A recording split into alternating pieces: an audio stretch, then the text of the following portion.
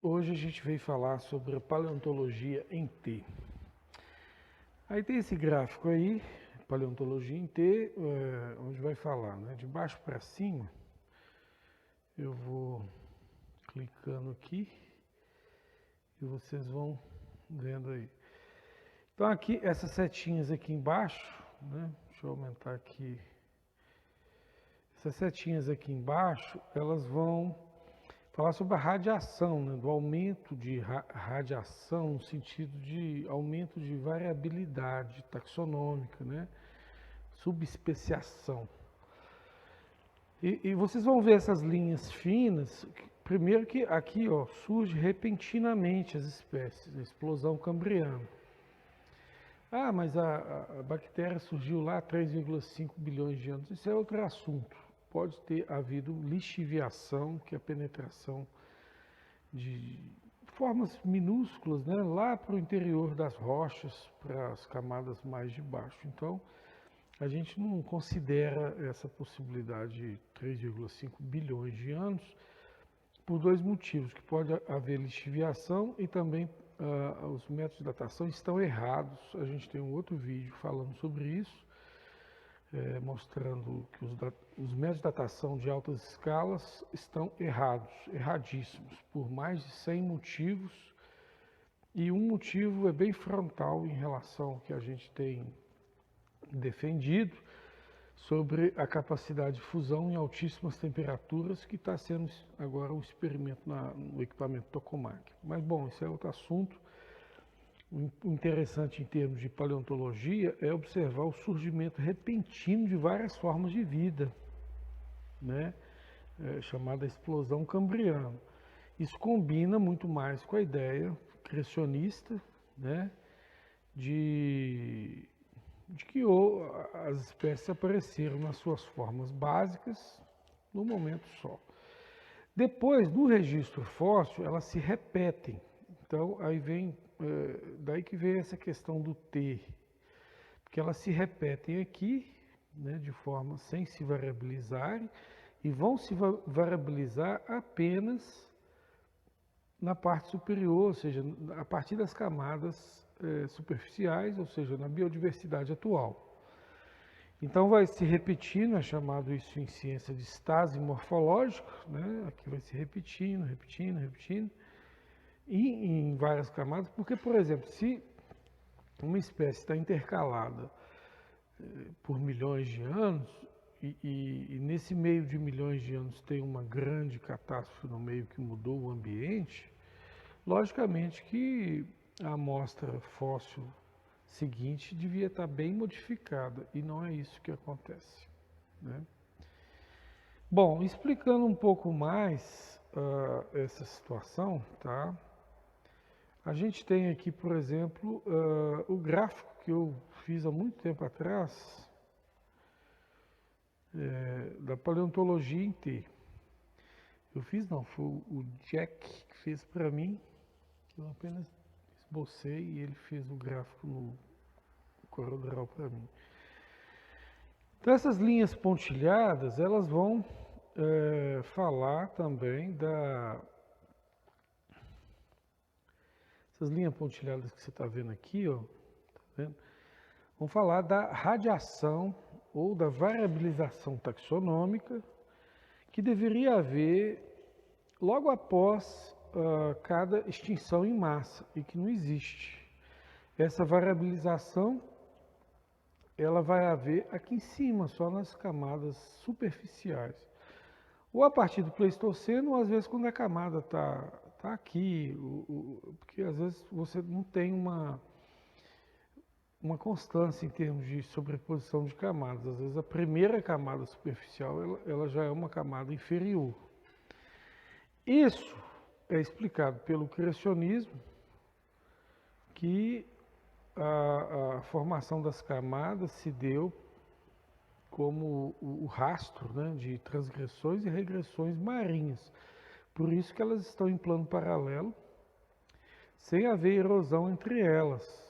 Não existe essa erosão.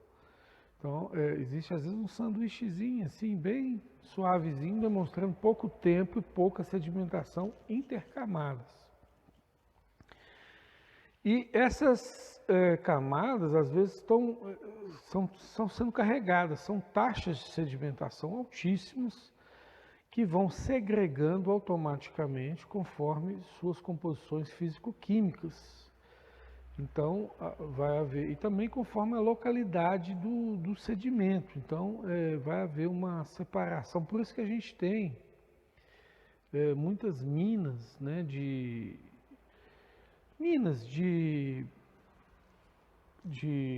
ajuntamentos, né, de determinados tipos comuns de sedimentos. Então, você vai ter mina de gesso, mina de carvão, e aí vai. Por isso que você tem aqui, por exemplo, na época no Carbonífero, né?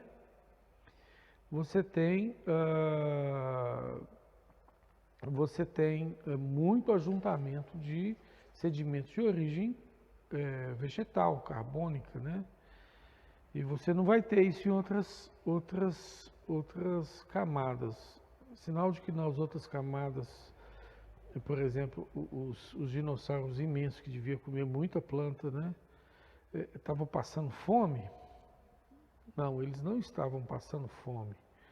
Eles simplesmente foram ajuntados em camadas diferentes, né? Até porque, gente, eu vou explicar outra coisa importante aqui.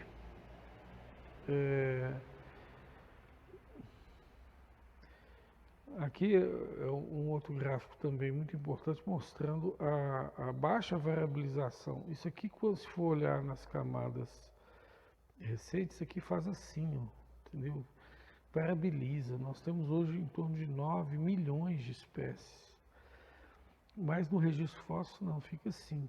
Por isso que a gente chama paleontologia em T, né? Surgimento repentino, estase morfológica, né? Surgimento repentino, estase morfológica e variabilização recente ou a partir das camadas superficiais, né? Bom, aí agora a gente tem aqui a proporção fóssil. Isso é muito importante observar, por quê? Porque a gente olha os fósseis e acha que não repara que 95% dos fósseis, né? 95% dos fósseis são tudo invertebrados marinhos.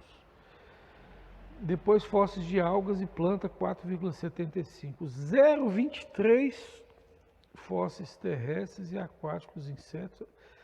E aqui mesmo a maioria é peixe. De vertebrados terrestres é 0,0125%. Está vendo aqui? Então, quer dizer, por quê? Porque para fossilizar, sepultar vivo animais terrestres é a coisa mais difícil do mundo, principalmente animais completos. Então, animais completos é bem difícil de fossilizar, tá? Você precisa de altíssimas taxas sedimentares. Taxas sedimentares, quem estudou isso foi Sadler. Em 1984, ele estabeleceu taxas sedimentares em tempestades de rios, inundações, e aí foi vendo taxas sedimentares. Então, quando tem uma tempestade, a taxa sedimentar é maior, né? Vai sedimentar maior quantidade de material erodido, deslocado, transportado, né? Agora, para sepultar vivo um animal completo terrestre, a taxa sedimentar tem que ser altíssima, altíssima. Por quê? Porque é um animal completo. Imagina um dinossaurão grandão, completo, sendo fossilizado. Você vai precisar de sepultar ele vivo, com altíssima taxa sedimentar. Ou seja, isso nos fala de transgressão marinha e regressão marinha num dilúvio global, ou numa catástrofe global, ou várias catástrofes associadas. Sem esse catastrofismo imenso, gigantesco, globalizado, você não tem capacidade de ter uma taxa sedimentar altíssima, capaz de sepultar vivo completo um animal gigante, para transformá-lo em fóssil, tá? Por isso que você vai ver, por exemplo, só a cabeça de rinoceronte, tá? Só vai ver cabeça de rinoceronte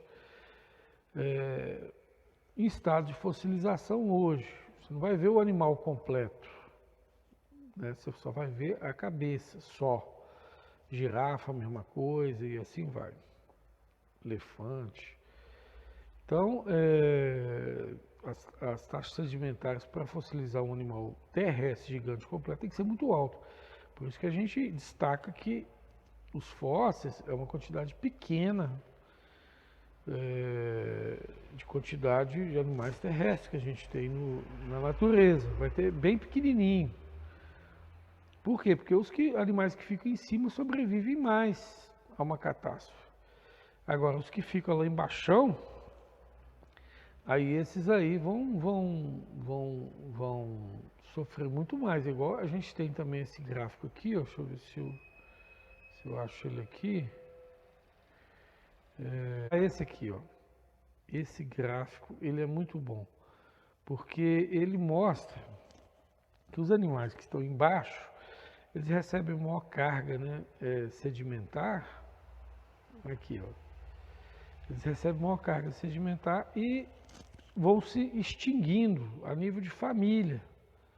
Então, os troncos básicos, né, se extinguem cá embaixo. Por isso que vocês vão ver aqui, ó, tá vendo? Aqui, no Cambriano, né, Ortoviciano, Siluriano, Devoniciano, o índice de extinção é muito grande. Olha aqui, olha o índice de extinção. Extinguiu aqui, a nível de família, extinguiu o número de famílias que foram extintas, tá vendo? Aí depois o índice de extinção vai diminuindo nas camadas mais superficiais. Por quê? Na nossa visão criacionista é porque os que estão embaixo recebem mais decantação de sedimento do que os que estão em cima, né? Igual eu falei, os animais continentais, eles são menos fossilizados do que os animais mais inferiores.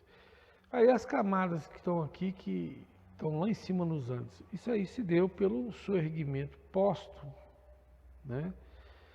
Houve a fossilização, tal, a formação de camadas, depois essas camadas subiram porque houve uma movimentação de placa tectônica, né? Então aí subiu lá para cima, por isso você tem fósseis marinhos lá em cima nos Andes, no Himalaia, né? Tem fósseis marinhos lá em cima no Himalaia. Por quê? Porque a movimentação das placas tectônicas que levantaram esses grandes cadeias de montanhas foi posterior. Então, por isso que você tem lá grandes fósseis. Inclusive, tá? Uma coisa importante para você observar, estão lá em cima, esses fósseis, e lá tem muita tempestade de vento fortíssimos.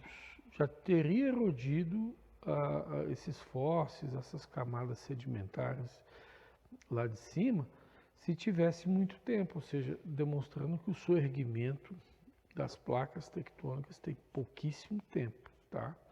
Isso aí também tem que ser observado aqui nessa explicação. Bom, aqui você tem, isso aqui é um gráfico, tá? Mostrando que os homens só cruzam com eles mesmos.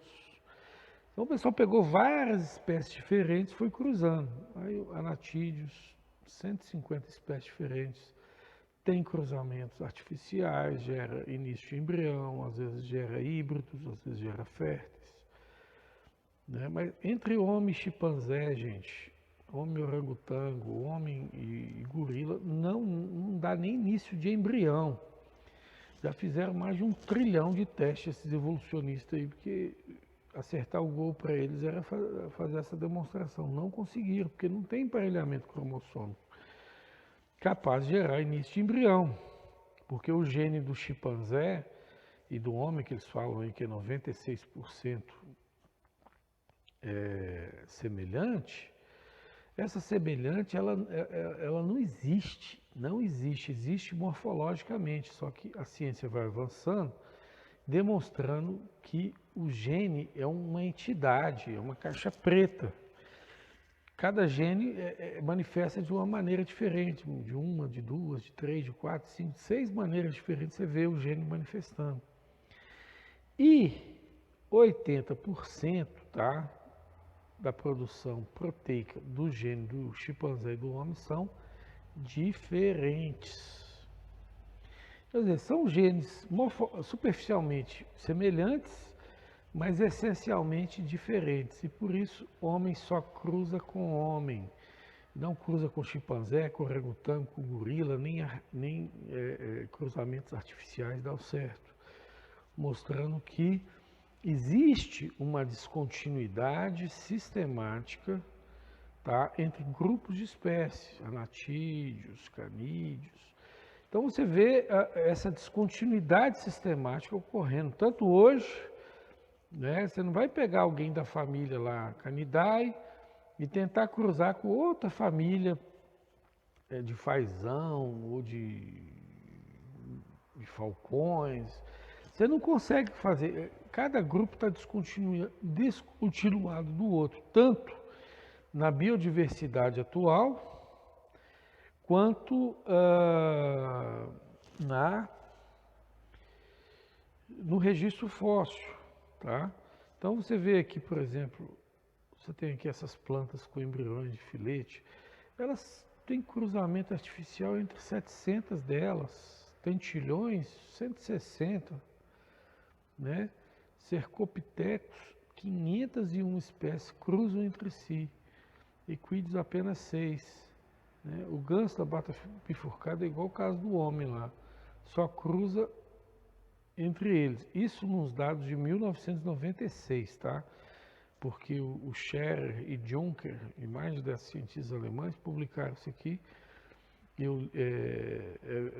edição de 1996. Agora tem uma edição nova na Sociedade Criacionista Brasileira, eu vou ver se eu pego, como é que está essa pesquisa. Isso aqui era em 1996, essa pesquisa, tá bom? Já está bem defasado, mas está de pé, a gente está, o pessoal da baraminologia, isso aqui é baraminologia, tá? Baraminologia,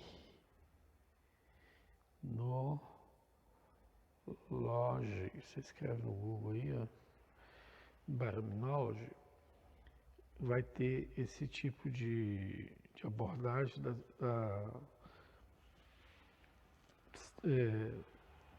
a taxonomia descontinuada. Grupos não cruzam com o outro, tá? Bom, falando disso, então, se convalida, se esclarece a evolução no sentido de ela evoluir ou modificar dentro dos grupos originados por tipos básicos ancestrais. Então tem um tipo básico ancestral aqui no fóssil que originou toda essa biodiversidade. Outro tipo básico aqui, mais outro. E assim vai, igual lobo possivelmente tenha originado aí esse tanto de cachorro e um monte de canidais aí, né? Vamos dizer assim. Então é isso que o criacionismo explica, mostrando que a árvore de ascendência comum são várias árvores, não é só uma árvore, são várias árvores comuns que surgem repentinamente nas camadas sedimentares, mostrando que elas advieram de catástrofe, né?